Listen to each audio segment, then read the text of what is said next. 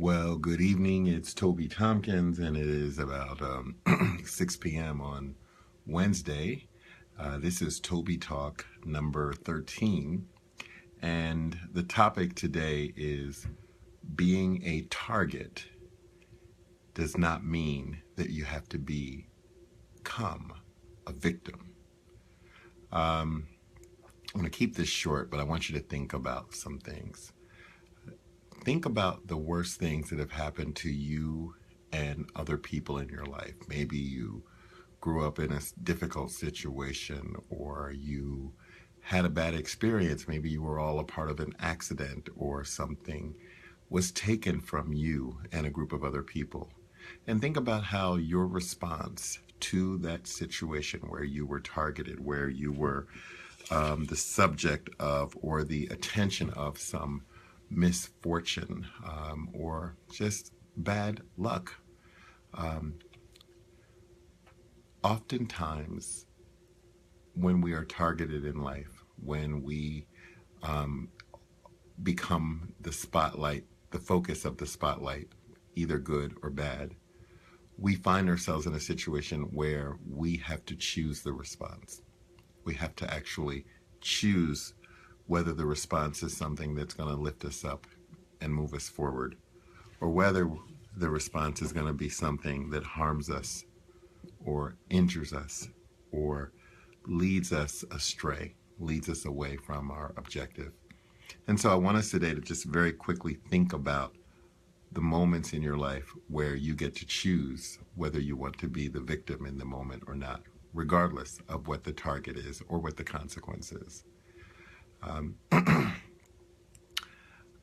I've always had a saying, always leave a relationship, a circumstance, a job, on your own terms. And I say that because it's an important thing to realize that we can often find ourselves in situations that we're not satisfied by, or where we are being not respected or engaged or used, but how we manage that moment, how we respond to that moment, the power that we give over in that moment determines whether we can rise above that moment or whether we're victims to that moment.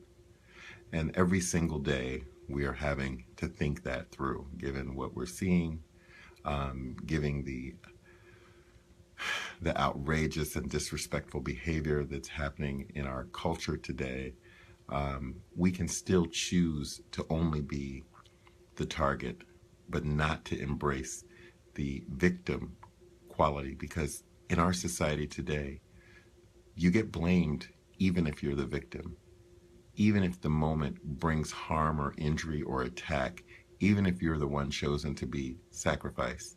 I think what we see is it's your fault.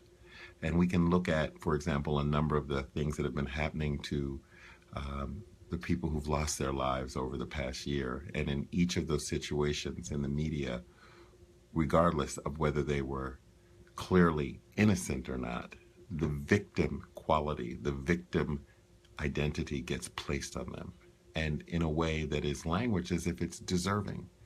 And so we have to be really careful that we make a different choice for ourselves, that regardless of what is happening or what has happened to you, you get to choose your response. I'm so reminded of the families of the survivors, of the church people in last year who were shot by the white male assassin, who never got referred to as a terrorist. And their response was that they forgave him. And as hard and angry as I was to hear that response, it's as weak and passive as it felt, as off the hook, as shunning responsibility as I thought it was. I today understand what holding a position of forgiveness meant in terms of them not becoming the victims of that circumstance, but merely the targets. So that's it. I don't have a lot more to say today. It's the end of the day. But hopefully somebody out there today, at the end of the day, based upon the way they were treated at work or treated by someone in a public space, may have felt like they were victimized, but not necessarily so. You may be targeted, but you're bigger than that moment. You can move beyond it.